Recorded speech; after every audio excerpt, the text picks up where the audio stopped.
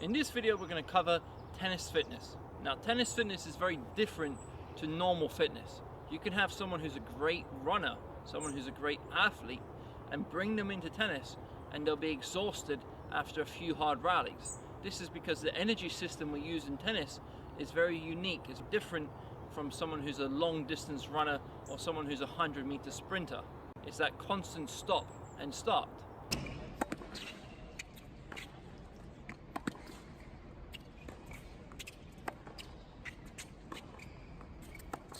In one point we might have 3 or 4 shots, but at a very high intensity.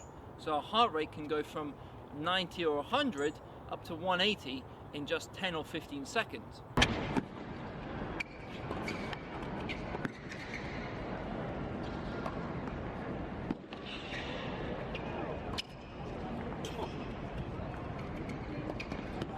Then it comes back down when we have our break in between points, so that 25 seconds that we have to recover, and then we go again.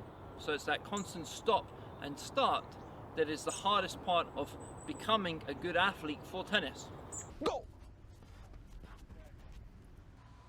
Man, go, go, go, go, go, go, go. Along with that, you also need the endurance and the stamina to go for 2, 3, or even 4 hours. I've played a 3-set match that lasted 4 hours and 50 minutes. So you have to have that endurance to last for that amount of time. Of course, that's a rare occurrence, but it's something that does happen. Now, some of your matches may last 3.5 hours, even if you're playing only 3 sets. So it's very important how we train. 1, 2, 3.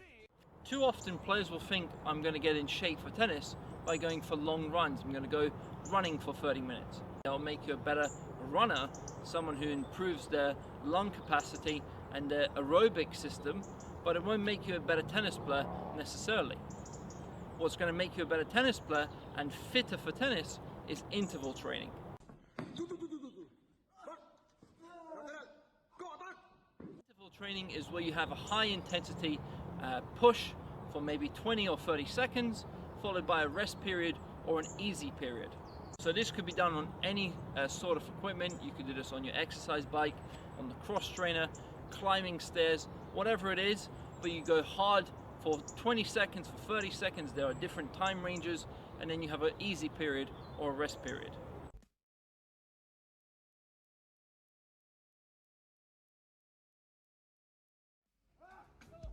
Now the most common one that tennis players use is 30 seconds followed by 30 seconds. So 30 seconds of hard work followed by 30 seconds of rest and recovery.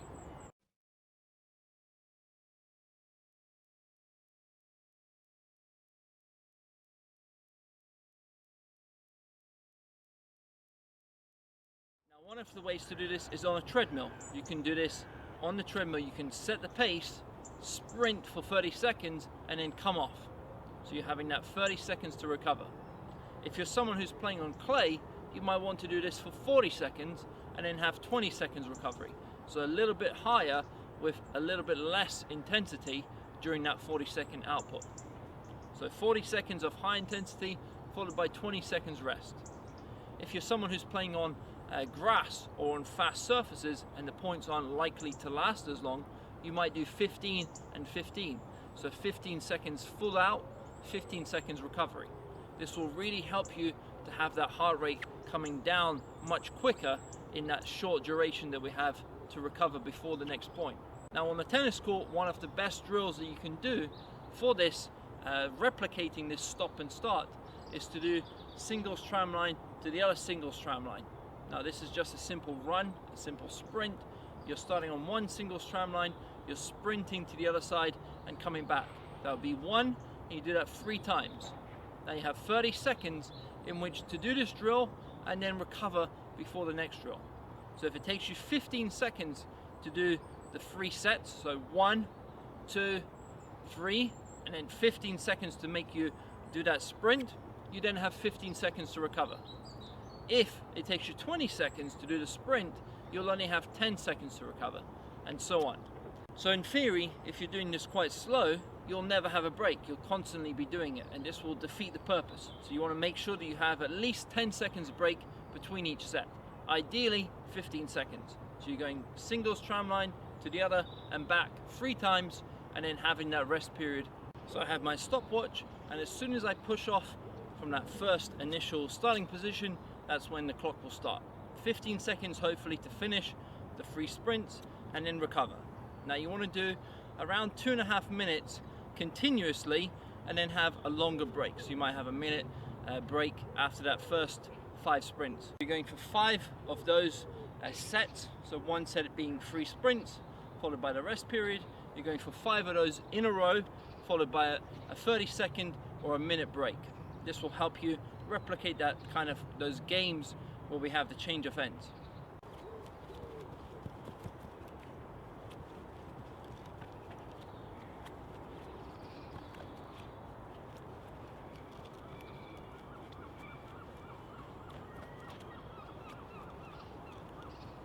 "15 seconds, perfect.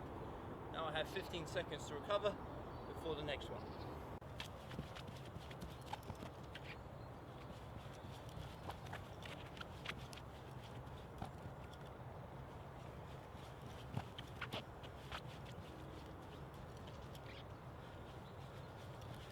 Again.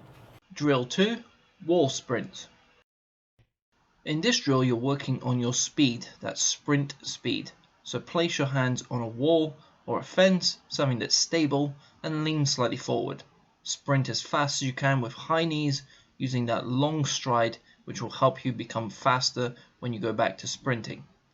We're going for 20 seconds of activity followed by 20 seconds of rest, and we're going to go for 5 sets of this exercise. So 5 times 20 with 20 seconds between each set. Drill 3, core stability. In this next drill you're working on that core and upper body stability. Start off in that press up position and go into the plank position on your elbows, then return to the press up position. We're going to go for 30 seconds in a row followed by 30 seconds of rest, and we're going to go for 5 sets of this drill.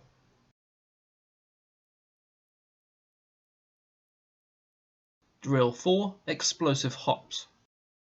In this drill you're working on the explosive power using single leg hops. So we're going to go for 15 seconds per leg, as far as you can with each hop, and swap legs. So 15 seconds with the right leg, followed by 15 seconds with the left leg, and that would be 1 set. Have a 30-second rest between sets, and we're going for 5 sets of this drill.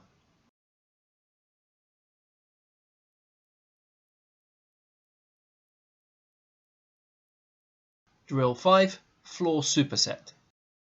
And in the final drill, we're doing a superset. So we're starting out by doing 10 press-ups in a row. Make sure you go all the way down and all the way up, so you're having good form on the press-ups, followed by 10 shoulder taps. So your right hand is touching your left shoulder, your left hand is touching your right shoulder. And we're going to go for 10 of those per hand.